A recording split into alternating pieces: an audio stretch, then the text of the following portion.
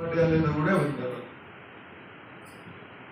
కనుక ఈ ఉద్ధృతిని మనం ఏ రకంగా అంచనా వేసుకోవాలి అనేది ఇది చాలా పెద్ద డీప్ సబ్జెక్టు. ఇంత తక్కువ టైంలో చర్చించుకునేది కాదు. సరే, మాట్లాడవలసిన పెద్దలు అన్న ఇప్పుడే వచ్చిన మన జీశంకరానికి, వాసపక్క నరసింహమ్మకి వీళ్ళందరికీ స్వాగతం పలుకుతూ ఇప్పుడు మన మధ్యలో ఉన్నటువంటి ఉస్మానియా యూనివర్సిటీ ప్రొఫెసర్ నాథానియల్ గారిని మాట్లాడవలసింది అవుతారు. సాయంత్రం వరకు పోయేది ఉంటే ఇక నేనే డైరెక్ట్గా మాట్లాడతాను మేడం. నేను లెటర్ ఇస్తా, నేను చెప్పేది చేస్తాను. ఒక విషయము నేను ఎందుకంటే సంస్మరణ సభ కనుక ఒక అంశాన్ని మనం పరిశీలన తీసుకోవాలి. ఈ హైదరాబాద్లో మనం ఈ మీటింగ్ వదిలేసి వ్యవసాయం సార్, నేను ఇప్పుడు ఎట్లా సెలవులు పెట్టి ఆదివారాలు శనివారాలు పోతున్నాయి కదా, అవి మీతో పాటు వస్తున్నాయి. ఆ మీటింగ్లు ఊళ్ళలో జరిగే మీటింగ్లు పనిచేసి మీతో పాటు ఒక ఊరును దత్తత తీసుకుందాం. ఒక ఊరు అయిపోయినాక ఇంకో ఊరు అట్లా ఒక మండలాన్ని ఫస్ట్ ఎంపిక చేసుకొని ఒక 20 గ్రామాల మండలం ఉంటే 20 గ్రామాలు హైదరాబాద్ దగ్గర ఉంటే దగ్గరనే పోదాం. దీని వలన ఏమవుతుంది అంటే ఒక 5 ఏళ్ళు ప్రోగ్రాం పెట్టుకున్నాం, 5 ఏళ్ళు 10 ఏళ్ళు పెట్టుకొని ఒక జిల్లాని మనం చేయగలిగితే, జిల్లాలో కొన్ని గ్రామాలను ఎంపిక చేసుకొని చేయగలిగితే ఒక 10 ఏళ్లలో రిజల్ట్ ఉంటుంది. అందుకోసం ఈ యూత్ ఇప్పుడు మనం అనుకోండి, మనం ఏ రాజకీయ పార్టీతో సంబంధం లేదు, మీరైనా నేనైనా. జనరేషన్ వచ్చింది 90లో చుండూరు జరిగిన తర్వాత ఇంకొక జనరేషన్ వచ్చింది. ఇప్పుడు ఇంకొక జనరేషన్ అంటే 40 ఏళ్లలో మనం 20 ఏళ్ళకి ఒక జనరేషన్ అనేవాళ్ళు పాతకాలంలో, కానీ ఇప్పుడు 10 ఏళ్ళకి ఒక జనరేషన్ మారుతుంది. చాలా ఆలోచనలు మారుతున్నాయి 5-10 ఏళ్ళు. కనుక ఒక 40 సంవత్సరాలు అంటే 4 రకాల జనరేషన్లో ఇప్పుడు వచ్చినటువంటి యూత్ సంక్షోభంలో ఉంది. దళిత యూత్ వాళ్ళు ఎటువైపు వెళ్ళాలి అనే ప్రశ్నార్థకంలో ఉన్నారు. మేము యూనివర్సిటీస్లలో చూస్తూ ఉంటాం పిల్లల్ని. 20 ఏళ్ళ పిల్లలు మా దగ్గరికి వస్తారు, 19 నుంచి 20 ఏళ్ళ పిల్లలు వస్తారు. ఏ ఐడియాలజీ లేకుండా, ఏ ఆలోచన లేకుండా ఉంటున్నారు. గ్రామాల్లో అదే పరిస్థితి, యూనివర్సిటీస్లలో అదే పరిస్థితి. వాళ్ళకు ఒక వేదిక లేదు. వీరస్వామి గారు కారంచేడు మూమెంట్లో పాల్గొన్నారు, స్వయంగా ఆయన చుండూరు మూమెంట్లో పాల్గొన్నాడు. వాళ్ళకి ఇచ్చినటువంటి అంబేద్కర్, భగభూషణ్ సార్ వీళ్ళందరూ అంబేద్కర్ ఐడియాలజీతో ఎదిగినటువంటి వాళ్ళు. ఈ తరం అంతా ఎదిగి ఈ సమాజంలో మార్పు తీసుకురావాలని ప్రయత్నం చేశారు. రాజేంద్ర అన్న లాంటి వాళ్ళు వీళ్ళు ఇంకో తరంలో ఉద్యోగస్తులుగా ఉండి అంబేద్కర్ ఆలోచన విధానాన్ని, మన యాదన్న లాంటి వాళ్ళు ప్రయత్నం చేశారు వారి స్థాయిలో. అయితే ఇప్పుడు వచ్చిన తరానికి ఒక ప్లాట్ఫామ్ లేదు. వీళ్ళెవరు ఏ సంఘాన్ని నమ్మేటట్లు లేదు, ఏ సంఘం వాళ్ళ దగ్గరికి వెళ్ళట్లేదు. మనకు చెప్తున్నటువంటి పేర్లు నేనేం ప్రస్తావించదలుచుకోలేదు. మళ్ళీ ఆ పేర్లు ప్రస్తావిస్తే మళ్ళీ వాళ్ళకు బాధ అవుతుంది. అందుకోసం వాళ్ళెవ్వరు కూడా ఈ జనరేషన్ దగ్గరికి వెళ్ళటం లేదు. మరి వీళ్ళు ఎక్కడ పోతారు? 20 ఏళ్ళ పిల్లవాడికి, అమ్మాయికి ఒక భావజాలం మెదడులోకి వెళ్తే, ఏ భావజాలం వెళ్ళినా సరే వాళ్ళు 80 ఏళ్ళు బతుకుతారనుకుంటే, 20 ఏళ్ళ వాళ్ళు 80 ఏళ్ళు బతుకుతారనుకుంటే 60 ఏళ్ళు ఇప్పుడు ఏ భావజాలం వెళ్తుందో ఆ భావజాలంతోనే పనిచేస్తుంది. ఇక్కడున్న ఈ పెద్దలు ఇప్పటికి ఎందుకు వదిలిపెట్టడం లేదు? రిటైర్డ్ అయినా కూడా అంటే వాళ్ళ శరీరంలోకి, వాళ్ళ బ్లడ్ అండ్ ఫ్లెష్లోకి వెళ్ళిపోయింది అంబేద్కరిజం. వెళ్ళిపోయింది కనుక వాళ్ళు అదే మాట్లాడతారు. 2 ఉన్నా మాట్లాడతారు, 10 మంది ఉన్నా మాట్లాడతారు, 1,00,000 మంది ఉన్నా మాట్లాడతారు. అది అక్కడ ఆ సమస్య మన ముందుకు వచ్చింది. కనుక ఇప్పుడున్న తరాన్ని మనం ఎట్లా కమ్యూనికేట్ చేయగలం అనేది కాస్త సీరియస్గా మనం ఆలోచిస్తే వాళ్ళ దగ్గరికి వెళ్ళడానికి రూపాలు ఏమిటి అన్నప్పుడు మనం ఈ పట్టణాల్లో వదిలేసి గ్రామాల్లోకి వెళ్ళాలి. ఎన్ని రోజులైనా ఇదే సుందరయ్య విజ్ఞాన కేంద్రం, అదే ప్రశ్న. నేను 30 ఏళ్ళ నుంచి చూస్తున్నాను. నేను 94లో హైదరాబాద్కి వచ్చిన డిగ్రీ చదువుకోవడానికి. 94 నుంచి అదే కత్తి పద్మారావు, బొజ్జ తారకము, భరతభూషణ్ గారు, మందకృష్ణ అన్న వీళ్ళే మాట్లాడుతున్నారు, వింటున్నాం. మద్దూరి నగేష్ బాబు చాలా ఆవేశంతో, మేమైతే ఒక రకంగా ఆ రోజు చుండూరు కారంచేడు జరిగిన రోజుల్లో మద్దూరి నగేష్ బాబు వచ్చి వేదిక మీద కవిత్వం చదివితే, పైడి తిరేష్ బాబు, కలికూరి ప్రసాద్ వీళ్ళందరూ కవిత్వం చదివితే రక్తం ఇట్లా మండుతూ ఉండేది మాకు. మేము అప్పుడంతా యూత్ కనుక ఆ ఇన్స్పిరేషన్తో వచ్చాం. మరి ఆ ఇన్స్పిరేషన్ మమ్మల్ని ఏ ఇన్స్పిరేషన్ పట్టుకొచ్చిందో ఆ ఇన్స్పిరేషన్ మళ్ళీ మనం ఇప్పుడు తిరిగి ఇవ్వాల్సిన అవసరం లేదు. దాని గురించి మనం ఆలోచిద్దాం. ఇప్పుడే అన్న ఇది ఒకటి రాసి ఇచ్చాడు, ఎస్సీ ఎస్టీ బ్యాక్లాగ్ పోస్టులు గురించి అన్నమాట. నిజానికి ఇది ఒక పెద్ద ఇష్యూ. దీని గురించి నిరుద్యోగం అంటున్నారు, జాబ్ క్యాలెండర్ అంటున్నారు, కానీ విపరీతమైన బ్యాక్లాగ్ పోస్టులు ఉన్నాయి, ప్రతి డిపార్ట్మెంట్లో ఉన్నాయి. దాని గురించి ఎవ్వరూ మాట్లాడలేదు. తిరుపతి అన్న వాళ్ళు 99లో ఫస్ట్ టైం అనుకుంటా చంద్రబాబు నాయుడు ముఖ్యమంత్రి ఉన్నప్పుడు బ్యాక్లాగ్ పోస్టులు ఫిలప్ చేయాలని చెప్పేసి వీళ్ళందరూ కలిసి తిరిగి ఒక జీవో తీసుకొచ్చారు 99లో. అయితే అప్పుడు ఎట్లా ఫిలప్ చేయాలంటే మెరిట్ ఆధారంగా ఫిలప్ చేయాలి. జస్ట్ పీజీలో మార్కులు ఎన్ని ఇచ్చినా చూసి లెక్చరర్ పోస్టులు ఇవ్వాలని తీసుకొచ్చారు జీవో. ఆ జీవోతో అన్న కూడా బ్యాక్లాగ్లో వచ్చింది అనుకో. కాదు సార్, బ్యాక్లాగ్ కాదు సార్, 99 వచ్చింది. సరే, అప్పుడు అట్లా వచ్చి చాలా మంది వచ్చారు ఉద్యోగాలు. అయితే ఇప్పుడు తెలంగాణ గవర్నమెంట్ వచ్చిన తర్వాత ఈ 10 ఏళ్లలో అసలు ఆ బ్యాక్లాగ్ జీవో గురించే మాట్లాడాలి. చాలా బ్యాక్లాగ్ పోస్టులు ప్రతి డిపార్ట్మెంట్లో ఉంటాయి. ఇప్పుడు ఏం చేస్తున్నా అంటే బ్యాక్లాగ్ని కొన్ని 3 సార్లు నోటిఫై చేస్తారు, ఎవరు తెలియకుండా 3 సార్లు నోటిఫై చేసి దాన్ని జనరల్ పోస్టులో మార్చుకున్నాం. మన మా యూనివర్సిటీలో పెద్ద గొడవ అయింది. ఆ రోస్టర్ పాయింట్ చూసి నేను, మీరు ఎట్లా మారుస్తారు, నోటిఫికేషన్ ఎక్కడ ఇచ్చారు, 3 సార్లు రాలేదని ఎక్కడ ఇచ్చారు, 3 నోటిఫికేషన్ ఇవ్వండి. రోస్టర్ ఇప్పుడు కొత్త పోస్టులు వస్తే ఫిక్స్ చేస్తున్నారు. రోస్టర్ ఫిక్స్ చేసేటప్పుడు చాలా డిపార్ట్మెంట్, ఉదాహరణకు మా పక్కనే సంస్కృతి డిపార్ట్మెంట్ ఉంటుంది. సంస్కృతి డిపార్ట్మెంట్లో మన వాళ్ళు ఎవరు సంస్కృతం చదవాలి. 100 సంవత్సరాలు అయిన యూనివర్సిటీ పెట్టి డిపార్ట్మెంట్ పెట్టి కూడా 78 ఏళ్ళు అవుతుంది. సంస్కృతి డిపార్ట్మెంట్ పెట్టి ఒక్క ఎస్సీ కూడా రాలేదు అందులోకి. బీసీలు వచ్చారు, మిగతా వాళ్ళందరూ బ్రాహ్మణులు ఉన్నారు. దాంట్లో మన పోస్ట్ ఉంటుంది. కానీ ఏం చేశారంటే ప్రతిసారి ఆ రోస్టర్ను మారుస్తూ దాన్ని బీసీకో ఓసీకో పెట్టి ఫిల్ చేసుకుంటూ వచ్చారు. ఇప్పుడు సంస్కృతం చదివిన వాళ్ళు మన వాళ్ళు అక్కడక్కడ కనిపిస్తున్నారు. రేపు దాన్ని ఎస్సీకి పెడితే, ఒక ఉమెన్కి పెడితే కూడా ఏం చేస్తారంటే రోస్టర్ చేసేటప్పుడు చాలా జాగ్రత్తగా ఎక్కడైతే రిమోట్ ఉంటుందో ఆ రిమోట్ దగ్గర ఫిక్స్ చేస్తారు, తీసుకెళ్ళి ఎస్సీ ఉమెన్ అని పెడతారు. ఎస్సీ అబ్బాయి చదువుకుంటున్నాడు సంస్కృతం, ఇప్పుడు వాడు ఎక్కడ పెడతాడు, అమ్మాయి పోస్ట్ పెడతాడు, ఎస్సీ ఉమెన్ అని పెడతాడు. మన వాళ్ళు ఎవరు ఉండరు, దాన్ని అట్లా పెట్టేస్తారు. ఇట్లా చాలా డిపార్ట్మెంట్కి ప్రాబ్లం ఉంది. నిజానికి ఆయన మంచి ఆలోచన చేశారు. దీన్ని ఏం చేయాలంటే డిస్ట్రిక్ట్ సెలక్షన్ కమిటీ ద్వారా ఎక్కడికక్కడ అన్ని జిల్లాలో బయటికి తీస్తే ఇప్పుడు మన నిరుద్యోగులందరికీ లాభం జరుగుతుంది. కనీసం ఒక 100 పోస్టులు ఉన్నాయంటే ఆ రోస్టర్లో, ఆ 100 పోస్టుల్లో 10 పోస్టులు అయినా బ్యాక్లాగ్ పోస్టులు ఉంటాయి. రాష్ట్ర వ్యాప్తంగా అన్ని డిపార్ట్మెంట్లో బయట వేస్తే ఒక 10,000 పోస్టులు వస్తాయి. 10,000 మంది ఎస్సీలు ఉద్యోగంలోకి రావడం అంటే 10,000 కుటుంబాలు, నేరుగా 10,000 కుటుంబాలు ఎఫెక్ట్ అవుతాయి, బాగుపడతాయి. మళ్ళీ దానికి అనుసంధానంగా ఉండే బంధువుల కుటుంబాల్లో ఒక అవేర్నెస్ వస్తుంది. కనుక ఇంత మేలు జరుగుతుంది. ఇట్లాంటి చాలా ఇష్యూస్ ఉన్నాయి. అందుకోసమే పెద్దలుగా మీ అందరికీ నా విజ్ఞప్తి ఏంటంటే మనం అందరం ఆలోచించి కొన్ని గ్రామాలను ఎంపిక చేసుకున్నాం. ఇక హైదరాబాద్లో మీటింగ్లు వదిలేసి అది చివర కూడా కాదు. కానీ కారంచెడు ఉద్యమం జరిగినప్పుడు ఆలోచించిన పెద్దలందరూ కూడా ఇంకొకసారి దళితుల మీద దాడి చేయడానికి, అది రాజ్యం కావచ్చు లేదా ఇతర వర్గాల వాళ్ళు కావచ్చు, సాహసించకూడదు. అట్లాంటి ఆలోచన రాకుండా మనం ఉద్యమ నిర్మాణం చేయాలని అనుకున్నారు. కానీ ఆ తర్వాత అనేక సంఘటనలు జరిగాయి, జరుగుతూనే ఉన్నాయి. కారంచెడ తర్వాత 97కు వచ్చేసరికి వేంపేట జరిగింది. కర్నూలు జిల్లాలో వేంపేట సంఘటన, అక్కడ కూడా దళితులను చంపేశారు. అటు నుంచి లక్ష్మీపేట జరిగింది. లక్ష్మీపేట తర్వాత చెదురు మదురుగా అయినా సరే 2 తెలుగు రాష్ట్రాల్లో చాలా సంఘటనలు జరుగుతూ ఉన్నాయి. వెలివేస్తున్నారు, దాడులు చేస్తున్నారు, అవమానిస్తున్నారు, కొడుతున్నారు. ఇది ఒకటైతే దేశవ్యాప్తంగా వచ్చిన మార్పుల్లో పాలక వర్గాల్లో జరిగిన మార్పు వలన చాలా విపరీతమైన దాడులు పెరిగాయి. ముఖ్యంగా దళితుల మీద, ఆదివాసుల మీద దాడులు పెరిగాయి. ఈ మొత్తం క్రమాన్ని మనం ఒకసారి చూస్తే 85కి ఇవాళ మనం 2024లో ఉన్నాం.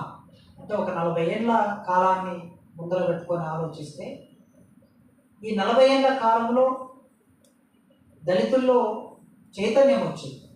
కారంచెడు ఇచ్చిన స్ఫూర్తి ఏమిటి అంటే దేశవ్యాప్తంగా అది ప్రభావం వేసింది. ఒక 100 మంది ఎంపీలు ఆ రోజు రాష్ట్రపతి దగ్గర పరేడ్ చేయగలిగారు. అంటే మా మీద ఇంకా ఇన్ని చట్టాలు వచ్చినా ఇంత నగ్నంగా ఊచకోత కోస్తారా అని ఒక 100 మంది దళిత ఎంపీలు రాష్ట్రపతిని ఒక రకంగా దిగ్బంధం చేసే పరిస్థితి కల్పించారు. సరే, అది మొత్తంగా ఒక ఉద్యమ నిర్మాణం కావడానికి ఉపయోగపడింది. ఆ ఉద్యమంతో చైతన్యం వచ్చింది, సంఘాలు ఏర్పడ్డాయి, చదువుకున్నారు, మేధావులు తయారయ్యారు, రచయితలు తయారయ్యారు, ఆల్టర్నేట్ సాహిత్యం వచ్చింది. అప్పటి వరకు అంత స్పష్టంగా మన ఆత్మగౌరవాన్ని, మన సమస్యని ప్రతిబింబిస్తూ సాహిత్యం రాలేదు. ఒక రకంగా గురంజాషో వేసిన ఆ పునాది ఆవేదన చెందే ఒక పునాది నుంచి ప్రతిఘటించే స్థాయికి మన సాహిత్యం వచ్చింది. అది కారంచెడు వలన మాత్రమే సాధ్యమైంది. అయితే ఎప్పుడైతే మనలో ఈ మార్పు వచ్చిందో, ఈ చైతన్యం వచ్చిందో, ప్రశ్నించే తత్వం కూడా పెరిగింది. ఎక్కడికక్కడ పెరిగేసరికి ఈ మధ్యకాలంలో జరిగిన మార్పు ఏమిటంటే, అమలు చేసే అగ్రకులాలు అని మనం ఏవైతే అంటున్నామో పేర్లు పెట్టి, ఇప్పుడు ఆ అగ్రకులాలు ఫీల్డ్లో ఇప్పుడు లేరు. వాళ్ళు కారంచెడు అయితే కమ్మలు, చుండూరు అయితే రెడ్లు, లక్ష్మీపేట అయితే తూర్పు కాపులు, వేంపేట అయితే బీసీ, అందులో బీసీలో ఎక్కువ శాతం బోయలు. మళ్ళీ తెలంగాణ రాష్ట్రం ఏర్పడిన తర్వాత పాతపల్లి, ఉమ్మడి పాలమూరు జిల్లాలో పాతపల్లిలో దేవుని గుడిలోకి వెళ్ళారు అని ఒక కండక్టర్, వెంకటేష్ అనే కండక్టర్ మాదిరి అబ్బాయి పెళ్లి చేసుకొని భార్య తీసుకొని దేవుని గుడిలోకి వెళ్ళారని ఆ గుడిని శుభ్రం చేయించి అవమానిస్తే అడిగినందుకు మాదిగల్ని ఊరు నుంచి వెలివేశారు.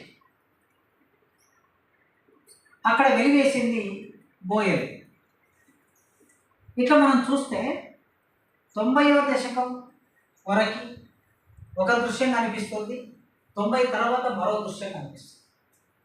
ఇప్పుడు మీరు ఏ గ్రామాల్లోకి వెళ్ళినా దళితులకి ఇతర కులాలకి మధ్యన ఘర్షణ ఏర్పడుతుందంటే అవతల ఎవరు ఉంటున్నారు? బహుజన కులాలు, బీసీ కులాలు ఉంటున్నారు. ఏ రెడ్డో, ఏ వెలమనో, ఏ కమ్మనో నేరుగా దళితుల మీద దాడి చేసే పరిస్థితి లేదు. వాళ్ళు పట్టణాలకు చేరుకున్నారు, వాళ్ళు రాజ్యాధికారంలో ఉన్నారు, అధికారాన్ని తమ చేతుల్లోకి తీసుకొని గ్రామాలను నడిపిస్తున్నారు. గ్రామాల్లో ఉన్నటువంటి ఈ బీసీ కులాలు చైతన్యం లేకపోవటం మూలంగా నిజానికి వాళ్ళలో చైతన్యం లేదు. ఒక అంబేద్కర్ ఉండటం మూలంగా, అంబేద్కర్ లెగసీ, అంబేద్కర్ పోరాటం ఉండటంతో ఎంతో కొంత చైతన్యం ఉంది, కొంత చదువుకొని దళితులుగా ఉన్నటువంటి మనం ఆలోచించగలుగుతున్నాం. కానీ బీసీలకి ఒక ఐడియాలజీ లేకపోవటం మూలంగా, ఒక సిద్ధాంతకర్త లేకపోవటం మూలంగా సాంస్కృతిక విప్లవం, సామాజిక విప్లవం రావడానికి ఒక సిద్ధాంతం ఉండాలి, ఉంటేనే సాధ్యమవుతుంది. వాళ్ళకి అది లేకపోవడం ఒక సమస్య. రెండవది, వాళ్ళ నాయకత్వం మనం కలవవలసింది దళితులతో, స్నేహం చేయవలసింది దళితులతో, రాజ్యాధికారం వైపు వెళ్ళాలంటే మనం ఇట్లా ఆలోచించాలి, అగ్రకులాలని కాదు మనం మోసేది అనే ఆ చైతన్యం ఆ కులాల్లో తీసుకురాలేకపోయారు బీసీ మేధావులు వీళ్ళని. కనుక ఇవాళ అతిపెద్ద ప్రమాదం ఏమిటంటే, మనము ఇన్నాళ్ళు వ్యాఖ్యానించిన, నిర్ధారణ చేసుకున్న కులాలు ఏమి మనమేం దాడి చేస్తలేవు లేదు. ఎందుకంటే వాళ్ళ ఊళ్ళో లేరు, వాళ్ళ ఊళ్ళను వదిలేసి వచ్చారు. ఇంకో రూపంలో దాడులు చేస్తున్నారు. ఇంకో రూపంలో అంటే యూనివర్సిటీస్లలో ఒక రూపంలో, ఇప్పుడు పూర్తిగా ప్రైవేట్ సెక్టార్ వచ్చిన తర్వాత సాఫ్ట్వేర్ కంపెనీల్లో మరో రూపంలో, భిన్నమైన రూపాల్లో వివక్ష కొనసాగుతూ ఉన్నది. ఎవరా అంటే అణగారిన వర్గాలు. వాళ్ళు ఎవరా అంటే ఎస్సీలు, ఎస్టీలు, బీసీలు, మైనార్టీలు. ఇప్పటికీ మరి సంఘటనలు జరుగుతున్నాయంటే కోకొల్లో ఎక్కడెక్కడ జరుగుతున్నాయంటే, ఏ సమాజం మీద జరుగుతున్నాయంటే మరి బలహీన వర్గాల మీద, ముఖ్యంగా దళితుల మీద ఈ సంఘటనలు అత్యధికంగా జరుగుతూ ఉన్నాయి. కాబట్టి సంస్మరణ సభ జరుపుకోవాలి, ప్రభుత్వాలకు మనం ప్రశ్నించాలి, ప్రభుత్వాలకు హెచ్చరిక జారీ చేయాలి. మేము మనుషులమే, మరి బాబాసాహెబ్ అంబేద్కర్ రాజ్యాంగంలో అందరికి సమాన హక్కులు కల్పించారు, అందరం సమానంగా అభివృద్ధి చెందాలి, ఆర్థికంగా, సామాజికంగా, రాజకీయంగా అనేది క్లియర్గా పెట్టడము, ఫండమెంటల్ రైట్స్లో కూడా అందరికీ సమాన హక్కులు కల్పించడం జరిగింది. కానీ ఈ ప్రభుత్వాలు వాటిని పట్టించుకోవడం లేదు. ప్రొఫెసర్ కాసిం గారు నానా విధాలుగా ఎన్నో మీటింగ్లలో దానికి అంటే విపులంగా చెప్పడం జరుగుతూ ఉన్నది. మానవ హక్కుల గురించి ఏ విధంగా కాల రాస్తూ ఉన్నారు. మనం ఎంత గొంతెత్తు మొత్తుకున్నా, ఎన్నిసార్లు చెప్పినా మనల్ని పట్టించుకునే నాదులు లేడు, ఈ రోజుకు లేడు. ముఖ్యంగా దళితులను పట్టించుకునే ఏ ప్రభుత్వం కూడా లేదు. మరి దళితుల జనాభా ఎంతనా రాష్ట్రంలో? 120% పైన ఉన్నటువంటి దళితులను ఈరోజు ఈ ప్రభుత్వం ఏ విధంగా పట్టించుకుందో, అంతకుముందు ప్రభుత్వము పట్టించుకోలేదు, ఈ ప్రభుత్వం కూడా అదే విధంగా నీరుగా అరుస్తూ ఉన్నది. అంటే మేము మనుషులం కాదా? ఈ మాలలు, మాదిగలు, ఎస్టీలు వీళ్ళంతా అంటే మనుషులు కాదా? సమాజంలో వీళ్ళకు ఒక వ్యక్తిత్వం, ఆత్మగౌరవం లేదా? తెలంగాణ పోరాటంలో పాల్గొన్నది ఎవరండి? దళితులే.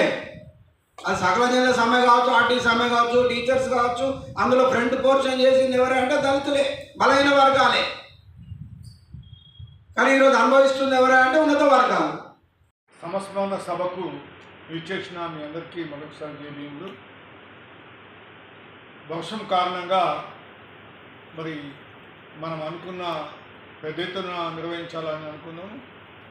కానీ ఇప్పుడు ఉన్నటువంటి వాతావరణ పరిస్థితి మనకు అనుకూలంగా లేకపోవడం వల్ల మనం అనుకున్న మంది రాలేదు. అయినా కానీ కార్యక్రమాన్ని నిర్వహించాలని చెప్పేసి తలంచి కార్యక్రమాన్ని ముందుకు తీసుకెళ్తా ఉన్నాం. మిత్రులారా, మీ అందరికీ సుపరిచితం,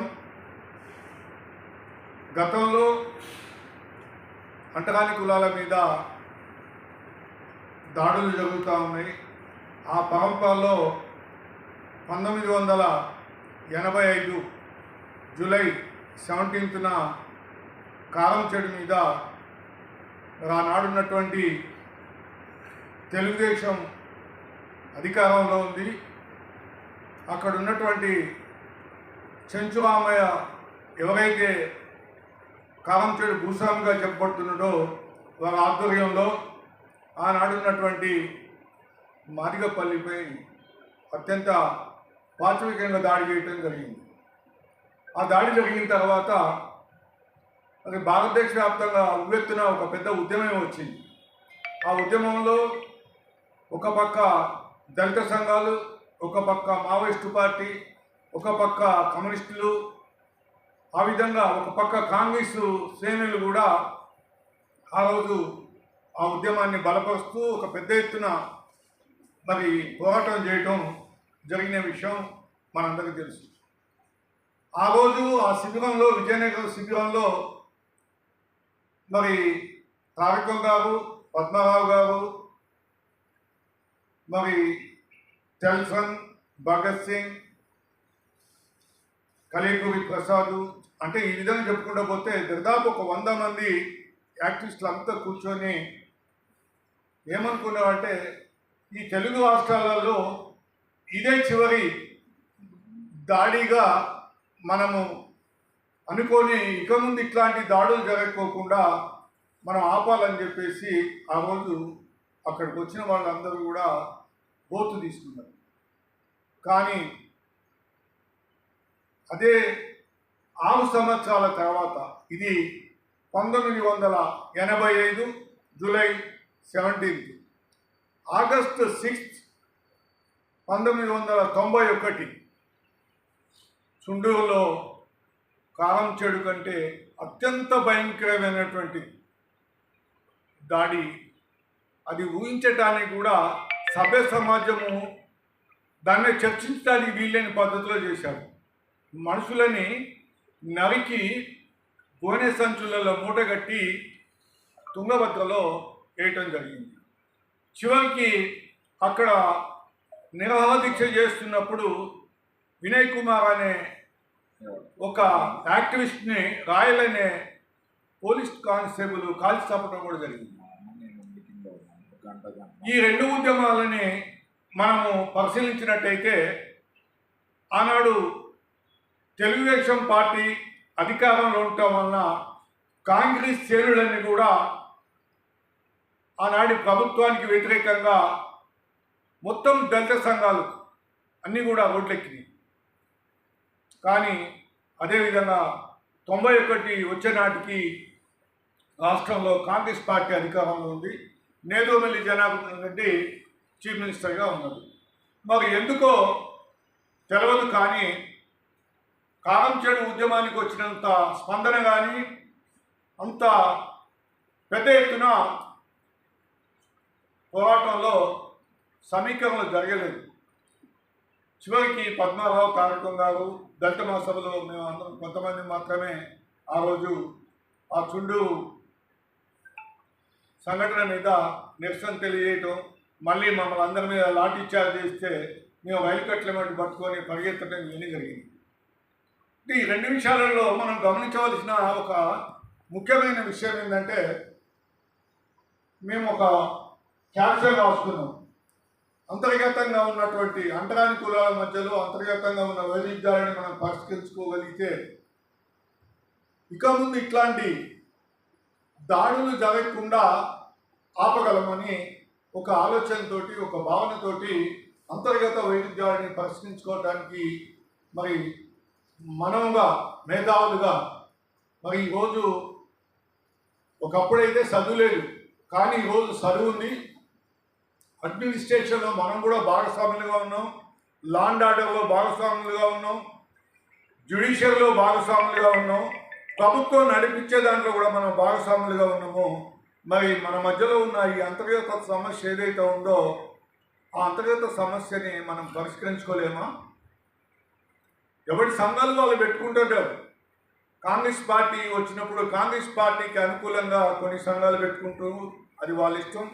బీఆర్ఎస్ గవర్నమెంట్ వచ్చినప్పుడు బీఆర్ఎస్ గవర్నమెంట్కి అనుకూలంగా పెట్టుకుంటారు. అదేవిధంగా మరి ఇప్పుడు కాంగ్రెస్ పార్టీ వస్తే కాంగ్రెస్ పార్టీ కూడా అనుకూలంగా సంఘాలు పెట్టుకోండి, మేము కాదంటే అది మీ బతుకు దేవుడి కోసం పెట్టుకునే సంఘాలు. కానీ జాతి ప్రయోజనాల మీద, జాతుల మీద దాడులు జరుగుతున్నప్పుడు మీరు మీ పార్టీలను దృష్టిలో పెట్టుకొని ఈరోజు మనం ఒక ఉద్యమం చేసినట్టయితే పార్టీకి నష్టం జరుగుతుందనే రీతిలో ఈ సంఘాలు బయటికి రాకపోవటం వల్ల ఏమవుతుందంటే మొత్తం సమాజము ఒక పార్టీ అధికారంలో ఉన్నప్పుడు ఒకడు కొమ్ము కాస్తే ఇంకో పార్టీ అధికారంలో ఉన్నప్పుడు ఇంకొకరు కొమ్ము కాస్తాము. ఈ రకంగా చేయటం వల్ల ఈ అంటరాని కులాల మధ్యలో ఐక్యత లోపిస్తూ ఉంది. దానికి తోడు ఈ వైరుధ్యాలు ఏదైతే ఉన్నాయో ఈ వైరుధ్యాలని ఈ సంపన్న వర్గ భూస్వాములు ఏం చేస్తున్నారంటే మన వాళ్ళనే పెయిడ్ ఆర్టిస్టులుగా తయారు చేసి ఒకరి మీద ఒకరిని ఉసుగొలుపుతాము. ఇది ఎంత మాత్రం కూడా మనం స్వాగతించవలసింది కాదు. కనుక ఇట్లాంటి పరిస్థితుల నుంచి మనందరం కూడా సమాలోచన చేయవలసిన అవసరం ఎంతైనా ఉంది. ఈ రెండు సంఘటనల తర్వాత లక్ష్మీపేట జరిగింది. లక్ష్మీపేట సంఘటన ఏదైతుందో అక్కడ రబ్బర్ డ్యామ్ కట్టేరు. ఆ రబ్బర్ డ్యాము కట్టేటప్పుడు తూర్పు కాపుల భూములు కొన్ని ప్రభుత్వం తీసుకున్న తర్వాత రబ్బర్ డ్యామ్ కట్టిందో రబ్బర్ డ్యామ్లో మిగిలిపోయిన ఒక 80 ఎకరాలని అక్కడ ఉన్నటువంటి మాలలు ఎవరైతే ఉన్నారో వాళ్ళందరూ కూడా కలెక్టర్ పిటిషన్ పెట్టుకొని అది ఆ భూములు మాకు పట్టాలు ఇవ్వండి, ఎందుకంటే ఇది గవర్నమెంట్ భూమి కదా, ఒకసారి వాళ్ళ నుంచి మీరు కొన్న తర్వాత ఇది గవర్నమెంట్ భూమి అయింది కనుక ఈ భూములు మాకు ఇవ్వండి అని పిటిషన్ పెట్టుకొని వాళ్ళ మధ్యలో ఆ ఘర్షణ జరుగుతుంది. జరిగే క్రమంలో మరి 12th నాడు మరి భక్తభూషణ్ గారు, కాకి మాధవరావు గారు వీళ్ళంతా వెళ్ళారు అక్కడ. 12th నాడు పొద్దున 7:30కి అందరూ బయట కూర్చొని టీలు తాగుతున్న సమయంలో తూర్పు కాపులు మాలపల్లె మీద పడి 8 మందిని అత్యంత పాచికంగా చంపారు. అప్పుడు కోండ్రమురళి ఈ రాష్ట్రంలో హెల్త్ మినిస్టర్గా ఉన్నారు. కానీ చాలా మందికి లక్ష్మీపేటలో ఒక సంఘటన జరిగింది. ఆ సంఘటన ఇంతమంది చనిపోయిందనే విషయం కొంతమంది తప్ప రాష్ట్ర వ్యాప్తంగా ఆ విషయము ఎవరికి చాలా తక్కువ మంది తెలిసింది. అంటే ఈ 3 ఉద్యమాల యొక్క పరంపర మనం చూసినట్టయితే కారంచేడు ఎందుకంత ఉవ్వెత్తులు లేచింది, చుండు వచ్చేవరకు ఎందుకు తగ్గింది, లక్ష్మీపేట వచ్చేవరకు ఎందుకు డైల్యూట్ అయింది అనేది ఈరోజు మనం ఆలోచన చేయాలి. రోజు పేపర్లో చూస్తున్నాం. మన వాళ్ళే వచ్చి నేను ఒక ఆయన ఫోన్ చేసి అంటున్నాడు మానిపోయిన గాయాలని మళ్ళీ మనం గెలికినట్టుగా ఉంటుందేమో ఇట్లా పెట్టటమా అని అంటున్నాడు. మరి ఇప్పటితో ఏమైనా ఆగిపోతే నువ్వు చెప్పు. కానీ నిన్న కడపలో ఒక రెడ్డి సామాజిక వర్గానికి సంబంధించిన వాళ్ళు ఒక మాల కులానికి చెందినటువంటి అతని మీద నూనెతోటి వేడి నీళ్లు పోస్తే కడుపంతా బొబ్బలు వచ్చి వాట్సాప్లో పెడతారు. నిన్న మహబాద్లో ఒక సబ్ ఇన్స్పెక్టర్ ఆత్మహత్య చేసుకుంటే వాట్సాప్లో పెడతారు.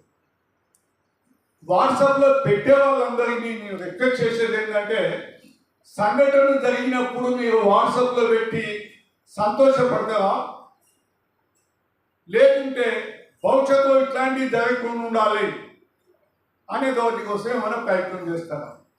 నిరంతరం జరుగుతున్నాయి.